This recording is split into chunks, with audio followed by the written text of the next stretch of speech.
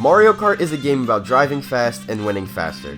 A beloved series that has had many iterations over the years that is still found to be entertaining to play all across the world. So one day I woke up and said to myself, I'm gonna speedrun it. Naturally, I went to a speedrunning website to see if this was even a thing, and surprisingly it was. I saw that there was a category for 200cc DLC waves 1 and 2, so I decided to hop on my Nintendo Switch that same day and give it an attempt, because I want to be a world record holder. You might be asking yourself, what do I know about speedrunning? Well, funny you say that. If you go on my profile and check out what I have there, I actually have some runs in speedrunning which got number 7 in the world and number 17. They might be rejected now because they used an exploit that got patched, but hey, I have knowledge, I swear, trust me. But without further ado, let's get into the story of how I became a Mario Kart speedrunner.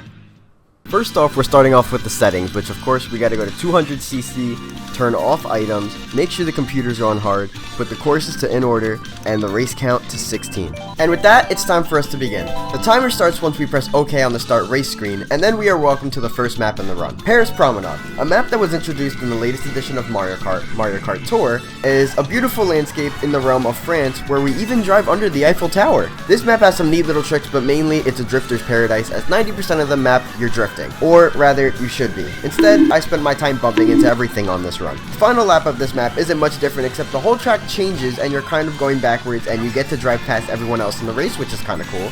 Anyways, boom, we're done. Oh, you must be wondering why I already have pre-saved times to beat on my speedrun timer. That's because I did one run right before this and I lost the footage. Next we have Toad Circuit, one of my favorite maps from Mario Kart 7, as it's a simple yet fun map. This is a map where you really get to witness and abuse the power of the third level boost, as you get one at the first turn of the map and the last. Without items, the rest of this map honestly just feels like a Mario Circuit based kind of level, so nothing is really interesting here. So with that in mind, let's just skip on to the next map. Choco Mountain is a fan favorite that got people like me excited for its announcement in the DLC pack. This map features a lot of small turns in which you can use to drift, and one very inconvenient jump that forces you into a wall on 200cc, which I find a way around in a later run. There's also some boulders that try to break the ice with you, along with your spine, but they seem to be more trouble for the AIs and not me. And would you look at that? Wow, we're done already. That was quick. And now for one of the greatest maps of all time, Coconut Mall. A bright and saturated map where you drive your little go-kart through a mall. If you didn't play Mario Kart Wii growing up as a kid, you missed out. But for those of you that remember how this map was before the second wave of DLC came out, let's be glad they actually made the cars move in the parking lot finally. I wish I could ramble on more about this great map because it's so cool with the escalators, the turns, everything inside the mall,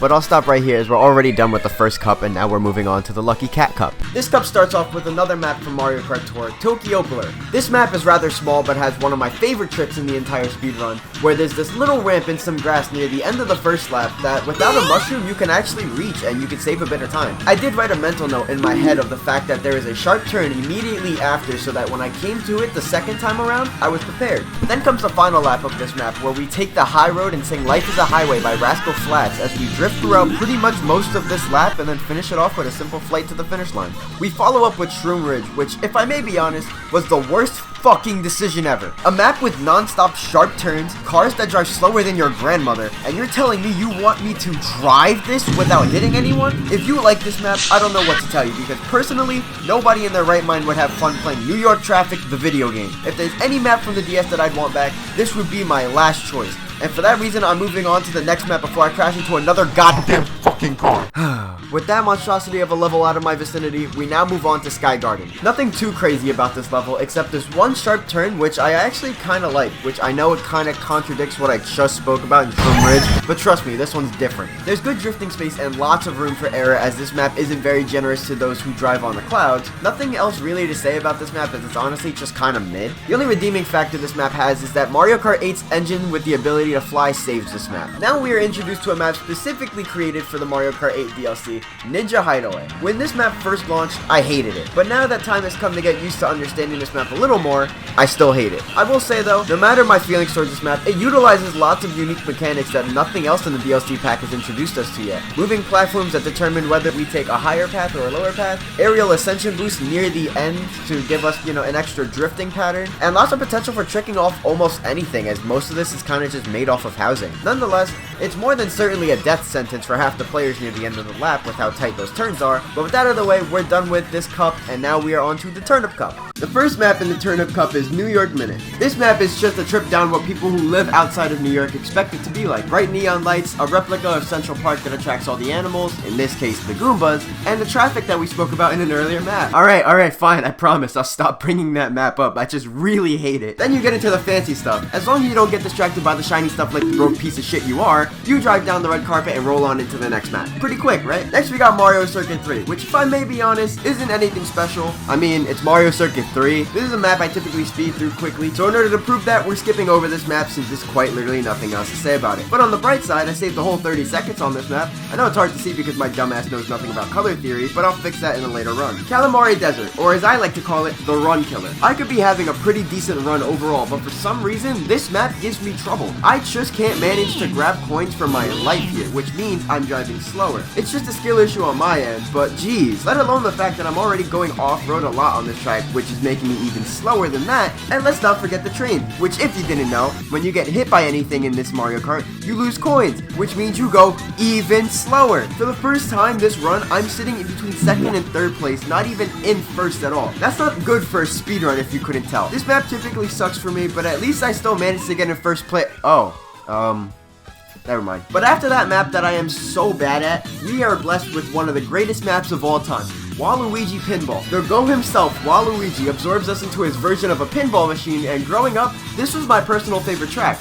Lots of bright colors, futuristic sounds, and pinball! Who doesn't like pinball? And my especially favorite part, watching Larry Koopa get toppled over by a pinball. Now that's comedy. Seriously, a phenomenal map overall, and I'm leaving this one on a good note. 10 out of 10 track. Now let's move on into our last and final cup, the Propeller Cup. The first of our final 4 tracks is Sydney Sprint. This map is honestly kind of a banger. It's definitely in my top 5 courses for Mario Kart, as the song is a banger, which is what you're hearing in the background. You're welcome. And it's set in the lovely Sydney, Australia by an amusement park. There's some awesome drifting sections, a trick section that you just speed right over, and great usage of the flight overall. I really do like this map, so I hate to see it go so soon, but we must move on to our next map. Okay, next we got Snowland. Right off the back, I will say, this is a better representation of a Super Circuit map than Sky Garden was, as it brings memories of one of my favorite Mario characters, Tuxie, the baby penguin from Mario 64. We all remember throwing him off the edge, right? Plus, I'm a sucker for ice designs for Mario Kart maps, so having a drift section that is completely ice is cool to me, no pun intended. Overall, simple and sweet map, so let's move on to Mushroom Gorge. Mushroom Gorge is another beloved map from the Wii, and for good reason. Lots of areas to trick and bounce high up with all the mushrooms here. I love this map, and the new blue mushroom they added for Mario Kart 8 that allows you to fly, pretty good innovation. However, it is the slower route, so you won't be seeing it in this run that I'm talking about today. This map is one that's very susceptible to death, however, as the fun side of Mushroom Gorge has the demented effect of killing you if you aren't accurate enough with your tricks. Anyways, we're done here. For the final track of this speedrun, we have my new favorite Mario Kart track of all time, Sky High Sundae. This map has it all. A cool flight section to start off, lots of areas to trick off of, phenomenal music, and the cherry on top, pun intended this time, it's all ice cream. I really like ice cream. What can you hate about it? Seriously, this map is awesome, and if you don't like this map, you just did not have a fun childhood, because who wouldn't enjoy just driving all along some tasty treats like some ice cream, some wafers, all that stuff. It's an absolute banger. And with that in mind, that is the end of our first run. 30 minutes and 6 seconds. Not bad, but if you look on the speed run, that's only 3rd place. So I'm going to keep trying to see if I can get that 1st place spot like the world record holder I promised to be. I played run after run trying to get myself a sub 30. It was at this point in the runs where I learned that every character you pick not only has a weight class, but entirely different stats as well, which was crazy to me. Overall, the top 2 best characters that I found out from all my research on this was Waluigi and King Boo, but I had countless deleted runs overall using them multiple times over and over again, so for the most part I ended up sticking up with Gold Mario. Then I finally had this run. This was it. I felt really confident in this run, seeing constant speed ups in every map. Then unfortunately, it gets a little rough due to the run killer, so I didn't end up getting a sub 30 overall. In fact, I got 30 minutes and 1 second. And can I just say, if I'm trying to get a sub 30, are you fucking serious, bro? Seriously? Sorry about that, I got carried away. Now the very next run though, I managed to do something crazy which was way better than the last one. At this point though, my hands were starting to hurt, but I was dedicated. I wasn't gonna let anything like carpal tunnel prevent me from getting a world record like some amateur speedrunners out there. I was going to keep going through the pain. And Then I managed to drop this amazing run, 29.56, which is my first sub 30, but I wasn't satisfied. It wasn't first place, so I played until I was on the brink of my hands being broken. My knuckles were dark red and continued to hurt for the next 3 days. At this point, I was actually worried about my hands, so I decided to look at the speedrunning website again after dropping this amazing run, and then I realized something. The items category was empty. There were no runs submitted for this subcategory at all. So in theory, I could be a world record holder. This was my plan. I didn't have to worry about how bad I played, because no matter what, I was technically the world record holder. I quite literally played awfully and managed to get fucked over by triple red shows way too much in first place, which I'm still kind of salty about. Regardless though, I finished with a fantastic 31-31 record time. So that's it. That's the story of how I became a Mario Kart speedrunning world record holder. That's a mouthful for you. If you enjoyed this video, make sure to subscribe for maybe more speedruns in the future. This was a lot of fun to make, as it's very different from all my other videos if you guys have been here before, but I definitely had a blast doing it. I love Mario Kart. Mario Kart has been a game that has been in my life since forever basically, and I'll see you guys when the new DLC drops. But until then, I will see you guys next time. Peace.